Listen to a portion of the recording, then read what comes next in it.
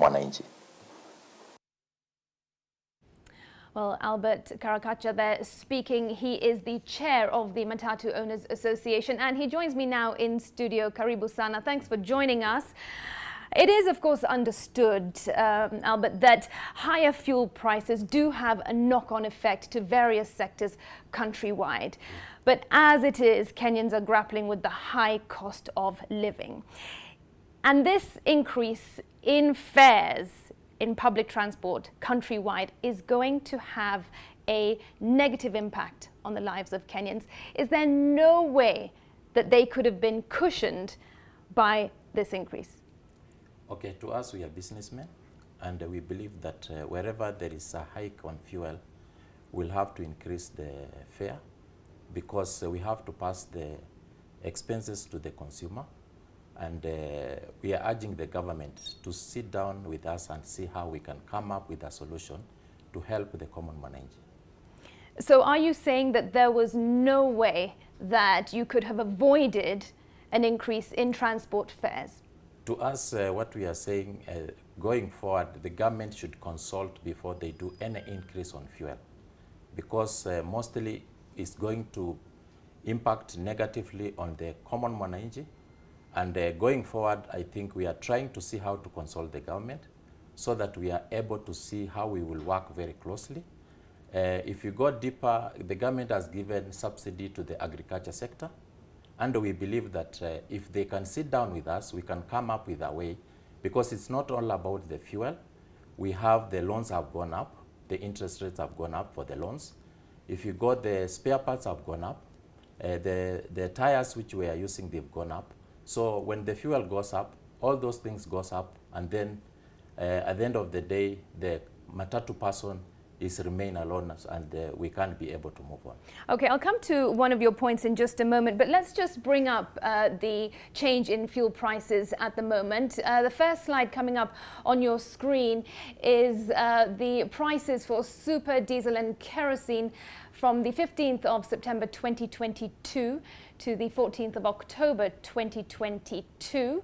And now if we pull up on your screen the current prices, that's 15th September 2023 to October 2023, there you have the quite extortionate jump. Now super has gone up by 8.0% and diesel by 12.0%. But how then do you justify an increase in prices countrywide of 20%, and that is for interurban services, and 30% for urban services? How do you justify that when you look at the increase in fuel prices?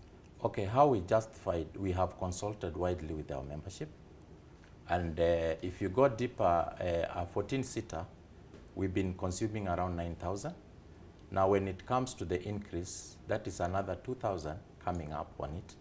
So going forward, we believe that we justify what we did, and we did some consultation and some research for us to come up with that figure. Do you think that it is stretched and unfair? Would you agree with that? If we go deeper into the business, right now we are in losses. Since COVID up to now, we've not been making any money, because there are so many things which are attached with the matatu owner to be able to bear for that vehicle to be on the road. If you go deeper, the fuel is up. If you go deeper, we have the licenses, we are paying taxes to the government. And maybe going forward, we urge the government to do something on the issue of taxes. And if possible, we can sit down with the fuel companies and see what we can be able to do. But do you agree that this is unfair? To us, we are businessmen, and going forward, we value our customers, but going forward, we believe that the government has a way we can sit down and see what we can be able to do. Yes or no? Do you agree it is harsh? You do surely agree. You're right. It is harsh to every Kenyan, and what we say that if we sit down, we'll get the solution. Okay, you're talking about sitting down with the government and perhaps coming up with ways that they can support the public transport sector. Now, we view this as a public transport sector, but many of us know, and also let me refer to a statement by the Federation of Public Transport Sector, sector. They have said in that statement that was sent out today that the government has failed to provide a funding mechanism. Why then should the government support and fund and provide a funding mechanism when many of us know that the public transport sector is in fact run by private enterprises? Okay, if you go deeper to other countries, Europe countries, we get that the government are the ones running transport. But here in Kenya, we are the ones running transport. It is private. We agree it's private. But as the association, we've come up with some professionalism, how we can work very closely with our membership so that through the professionalism, the government can come in and see how we can be able to help the common mwananchi.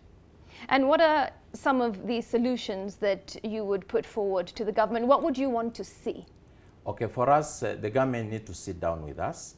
They need to do wide consultation in terms of sitting down, coming up with a way before they do any increase on fuel. They need to sit down with us so that from there we can come up with some mechanism how to see how we are going to help the common. Why hasn't this already happened? Because we, of course, can foresee that fuel prices are going to increase. Okay, we had foreseen that, but you see, consultation will help to see how we can be able to, because if you ask me, I have a personal car. That is a luxury to me. But when it comes to, we are carrying almost, within Nairobi, we are carrying around 6 million Kenyans. So to me, the government should sit down with us. So are you saying they have refused or they have ignored you? What is the issue? We've been trying to talk to them. Yesterday we were with the minister and we tried to talk to him. The Energy CS? Energy CS, Mr. Chirchir, we were with him yesterday. We tried to talk to him and we are seeing the way forward. By next week, I think we'll be trying to knock his door to see how we can try to come up with a solution going forward. Okay, well, of course, we would need to give the government their right of reply. If pump prices continue to increase going forward, which is what we are made to believe, and that is the route that we are going, does that mean that Kenyans should expect the transport prices to increase every time fuel pump prices increase? I think going forward, we will be reasonable and we will be talking to the government so that from there we see if the government can come up with a way of subsidy within the industry, and then from there we are able to see how we can help the common person. What are you perhaps doing, the Matatu Owners Association, on your own to try and help the common mwananchi? Because in this conversation you do keep alluding to needing support and help from the government as potentially the only solution, but surely there are other ways of dealing with the issue. Going forward, I think we are trying to see how we can support our membership to go e-mobility. And if we go e-mobility, it's going to be easier and it will take us time for us to reach there. Maybe it will take another 10 years to come. But we've been consulting widely to see how we can go e-mobility. That is the only solution which can What does that mean for people who may not know what e-mobility is? Okay, the e-mobility is about bringing in the electric buses. And you see, if you ask me, within Kenya we have electricity. It's not, we don't import electricity. Although it's not always reliable. Yes, I think we'll be consulting the government deeply to see how it can be reliable. So going forward, I think it will be the best solution to bring the cost of fuel down. Okay, but we're saying that is a long-term solution. Yeah.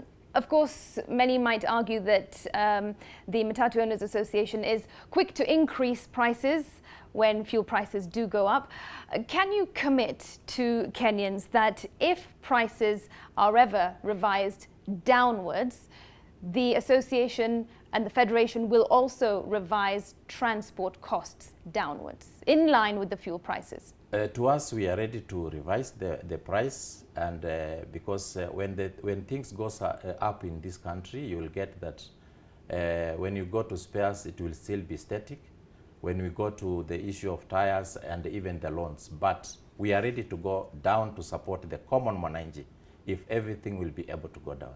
And finally, are you concerned that this spike, which is again 20 to 30%, which for many Kenyans is unaffordable, are you concerned that this will put commuters off using public transport where possible. They may opt to walk long distances instead. To us, we know very well that we feel for the Kenyans. We can say we feel for the Kenyans. But we know very well that the people who drive personal cars, most of them are going to leave their vehicles at home and they'll be using matatus. We feel for the common mwananchi, and we say going forward, we'll try our level best to see how we'll work very closely with the government to see how to help the common mwananchi.